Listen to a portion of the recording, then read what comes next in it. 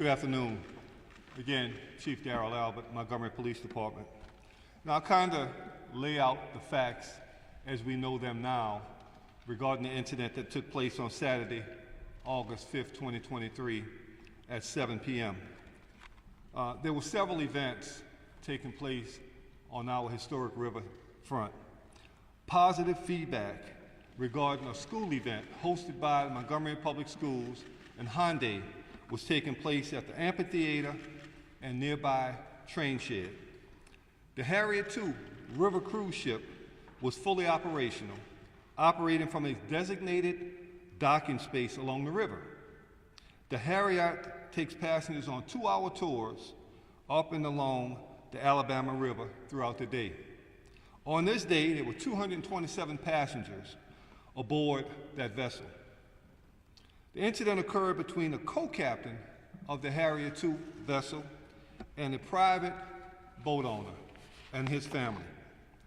As the Harriet attempted to dock in its designated space, designated and reserved due to the gangway access as well as the mooring requirements, the private boat was docked in its space, prohibiting safe docking of the Harriet.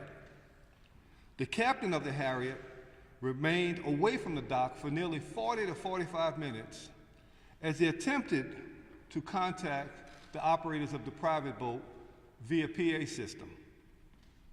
They were only responded to with obscene gestures, curse words, and taunting. The co-captain was then picked up by a separate vessel and brought to the pier in an attempt to have a conversation with the private boat owners and or have those boats moved so that the Harriet could dock.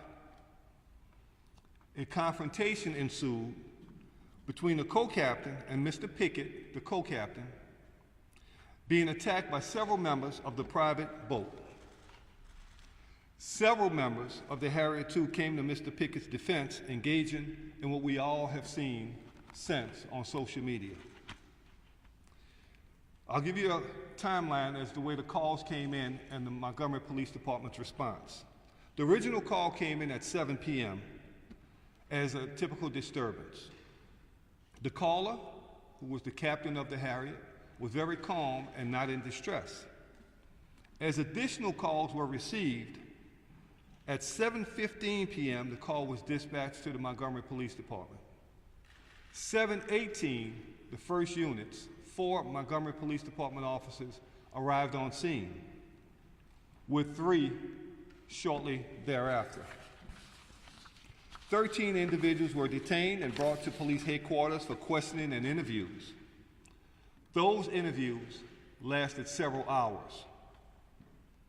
At that time, all parties involved were released pending further investigation, but were all given instructions on how to secure warrants on combatants. We have since consulted with and are continuing to work with the Alabama Law Enforcement Agency, our state police agency, the Montgomery's DA's office, and the local office of the FBI. This investigation is ongoing and more charges are likely. We encourage the public to continue to send us additional videos or evidence relating to this case. Those can be sent to starcenter@montgomeryal.gov or at our secret witness, 334-625-4000. The victims in this case, the co-captain, Mr. Damian Pickett, black male, and a 16-year-old white male juvenile who was struck by the owners and operators of the private boat. The suspects thus far have been identified as Richard Roberts, white male, 48 years old, with 2 outstanding warrants for assault, 3rd degree. Alan Todd, white male, 23 years old, 1 warrant for assault, 3rd degree. And Zachary Shipman, white male, 25 years old, 1 warrant for assault, 3rd degree. We have instructed those individuals to turn themselves into law enforcement, and as At this time, one is secured and in custody. The other two are set to turn themselves in within the next hour. We're also asking for Mr. Reggie Gray, the black male, 42 years old, who was seen wielding that folding chair, to contact the Montgomery Police Department for further interviews and as part of this investigation. As the mayor said a minute ago, this investigation is ongoing and more charges are likely. We want to thank the public and the media for supplying the much needed evidence and video surveillance that we've received, and it helped us to determine the facts as they happen. Keep in mind, when incident took place, when it initially took place, the police department didn't have the luxury of the videos that we all have seen now. The police department was acting on statements and witness statements that occurred as we arrived. Now that we have more information, again, more charges are pending.